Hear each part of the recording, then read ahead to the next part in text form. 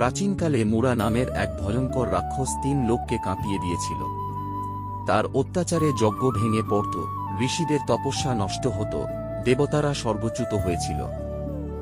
শেষ পর্যন্ত দেবতারা আশ্রয় নিলেন ভগবান বিষ্ণুর চরণে। হে নারায়ণ, আপনি শেষ ভরসা, কাঁদতে কাঁদতে বললেন তারা।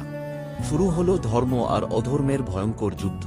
হাজার হাজার বছর ধরে চলল সেই সংঘর্ষ, আকাশ বাতাস কেঁপে উঠল। যুদ্ধের এক পর্যায়ে ভগবান বিষ্ণু বাদরিকাশ্রমের এক গুহায় বিশ্রাম নিলেন। কিন্তু অধর্ম কখনো বিশ্রাম নেয় না। ঘুমন্ত বিষ্ণুকে হত্যা করতে গোপনে এগিয়ে এলো মুরা।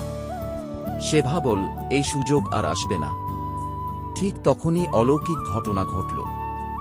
ভগবান বিষ্ণুর দেহ থেকে জন্ম নিলেন এক দিব্য কন্যা, অপরাজেয় শক্তির রূপ। এক মুহূর্তেই সেই কন্যা মুরা রাক্ষসকে বধ করলেন। অধর্মের পতন হল, 3 লোক ফিরে পেল শান্তি। ভগবান বিষ্ণু বললেন, আজ থেকে তুমি একাদশী। যে তোমার ব্রত পালন করবে সে পাপমুক্ত হবে এবং আমার প্রিয় হবে।